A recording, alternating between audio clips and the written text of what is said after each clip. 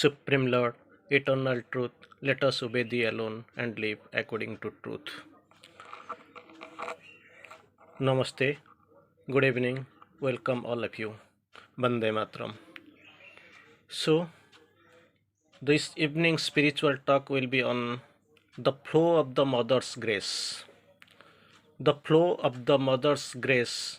In brief, we will discuss this is the how this grace from the Mother flows. One word we have seen Sri Aurobindo has written in the Mother book. Grace and charm and tenderness flow out of her like light from the sun.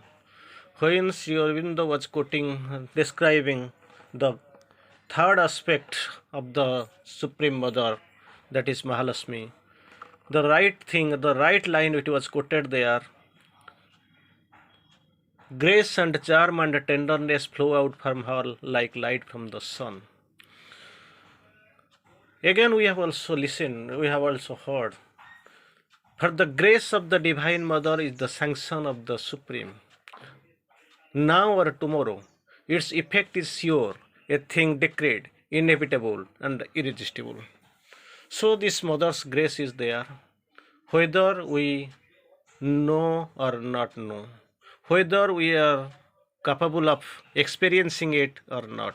When it is there, it is with us, it is within us, it is encircling us, it everywhere, at all the time, the grace is there. Mother speaks of this grace is there. And this grace thing is that whenever we are conscious enough, then only we feel the grace is acting. For that, the consciousness is required. Sri Aurobindo speaks of only the purity of, only the pure in mind and the prominent in psychic can be able to know what is God's will and what is against it. So this divine grace is there. It is acting through on everybody, everywhere, at each time. It is the thing that we have to be conscious enough to feel the grace it is coming. So it is very much time a debatable topic, one realizable topic. This is the very inner growth, how the inner expectation, that inner experience, we have to see how this grace is working on the world, on everywhere, how it flows. Exclusively we will know the process of flow, the method of flow of the divine grace or Mother's grace on us, on the earth or on the entire nature. Before going to the topic, let us have some discussions, couple of lines we will listen and we will discuss on grace. Mother speaks of, if your call is sincere, it will be answered, and the grace will care for you. Grace will care you. Mother speaks of, it's a very important line. If your call is sincere, it will be answered. Or sincere prayers are answered. That we have, that another message we have already known. If your call is sincere, it will be answered, and the grace will care you. In another place, Mother speaks of the best way to get rid of the adverse forces. So many adverse forces that are acting upon us, and you know, when there is stupidity, there is divinity, there is stupidity. When the sadhak is progressing, sweeping upwards, then this divinity will be trying to stop his spiritual progress. We know where there is divinity, there is stupidity. It is there. The best way to get rid of the all adverse forces and their suggestions is to repeat constantly the divine's name. Divine's name, when in form of ma we are using, that is the mantra. It was given to even the great sadhak Surendra Johar also. It was when he and his wife, they asked for the mantra, Mother says, this is the great mantra, ma, and it has to be repeated and recited before sleeping and after getting up. So this name, divine name, while eating, sleeping, or in whatever you do, I want to the divine and nothing else. This must be the attitude, this must be the admittance, that must be the thing we have to speak of. Then In another content, mother has it has been written, one can love divine, it is Sri Aurobindo's message, one can love divine only by becoming divine in nature, and there is no other way. So to accept the divine love, one has to divinize himself, one to divine oneself. So this is the condition, there is no other go. And mother also speaks here, it is in proportion to your trust in the divine. In proportion you trust in the divine, in that proportion that the divine grace can act for us and help. This is the condition. This depends upon our trust. Then this, what is the grace and what is the how it influences the goal. Here is a beautiful message. It is given by mother. The divine grace understands everything. The divine grace understands everything, and through everything leads to the goal. And through this divine grace, the goal is pursued, the goal to be attended. Another one beautiful message we can see. It is taken. There is not a thing one cannot overcome if one wants to counter it, or if one wants.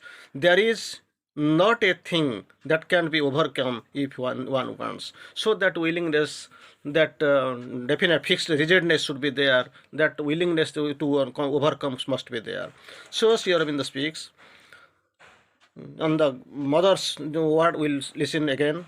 The best way of meeting the difficulties are there, they are coming as hurdles, but these difficulties must not be turned to the obstacles. The best way to meeting the difficulties is a quiet and calm confidence in the grace. Quiet and calm confidence in the divine grace. So all difficulties will go, this will disappear. Again we'll see how this mother's grace is acting upon upon us. Couple of examples we'll see on her grace. No bound was set to her greatness and to her grace, Sri Aurobindo writes. No bound was set to her greatness and her grace. Behind all trouble, again Sri Aurobindo quotes, behind all troubles, behind all difficulties, there is the divine grace. So the divine grace, when you are speaking divine grace, and it is ultimately we must know one point, the mother is the consciousness and force of the divine. In other words, mother is the divine and divine conscious force. And another, Sri Aurobindo also again quotes here, mother is the consciousness and force of the supreme. So there is divine grace behind all difficulties and all troubles. Then Sri Aurobindo's another quotation we'll see, a sudden mystery of the secret grace, flowers goldening on our earth to up a red desire. A sudden mystery of the secret grace, flowers suddenly our earth of red desire.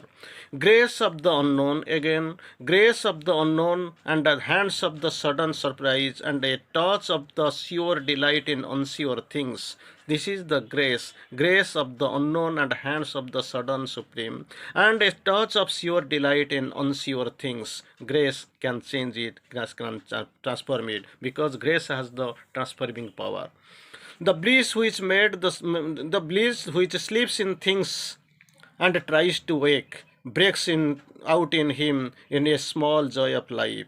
The scanty grace of his persistent stay, it lengthens the burden of his many ills and reconciles him to his little world. So the major thing in this point to be considered, the scanty grace of his persistent stay, it lightens the burden of his many ills and reconciles him to his little world. In the indirect word of the mother, where to the topic we are going to shortly discuss here, I bring back hope to the despairing heart. It is mother's indirect word, I will quote, it is the indirect word. I bring back hope to the despairing hope.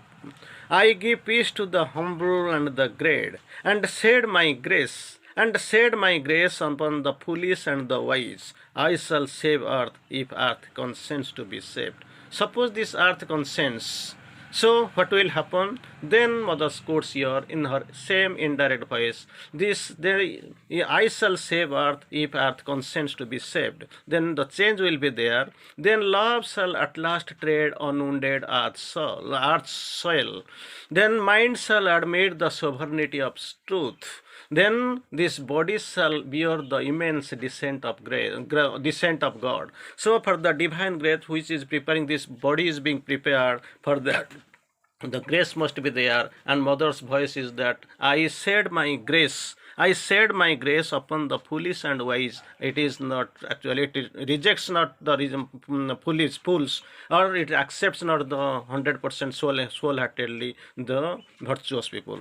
Now itself the topic of the consideration will see how the mother's grace acts upon what is the method of the flow.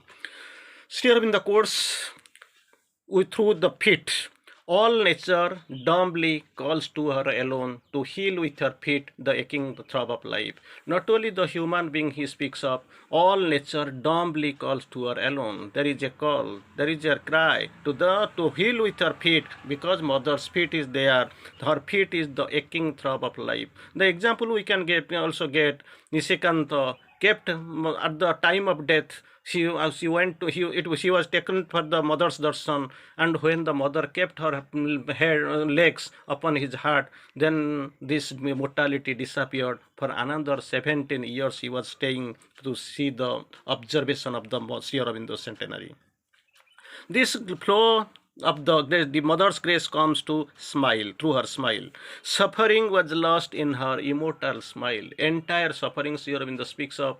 Where ignorance is there, suffering too must come. But this suffering, the root cause is ignorance. Sri Aurobindo speaks of suffering was lost in her immortal smile. Her smile is immortal. Then we know a touch, through the mother's touch. A touch can alter the fixed front of fate. The fate that we know it is unchangeable, that is fixed, that is destined, it is fixed, something like this. So Mother Sri Aurobindo speaks of it. A touch can alter, mother's touch can alter the fixed front of fate. Then mother was offering her grace through, when she was she was actually distributing juice. So mother gives in two ways: through eyes to the psychic, through hands to the material.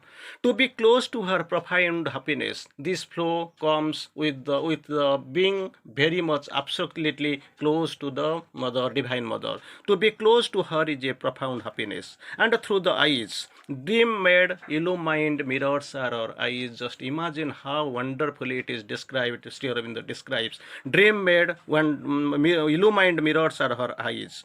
Her feet are moonbeams, her face a bright sun. So this coldness, this chillness, this calmness, this peace is coming through her feet. The smile that saves, mother smiles. The smile that saves, the true smile it comes. A word upon her, a word, when the mother is speaking a faithful word, a happy word, then a word from her lips with happiness wings the hour. For this, the 300 years, date of realization, that will be unbarred and it will come back. A glance can make his whole day wonderful. A glance from the mother can make her whole day wonderful. Past lives, this life, and future lives. Voice carries the mightiness of a sword. When the mother speaks up, we listen. The voice carries the mightiness of a sword. Sword, in its original property, it slays the ignorance and avidya. Change nature's doom by the lone spirit's power. Her spirit's power, when her spirit focuses on us, when her spiritual flow is there, spirit's flow in there, then all change nature's doom by the lone spirit's power. Then with her love. Love in her was wider than the universe. The whole world could take refuge in her single word. Just imagine how vast she was there.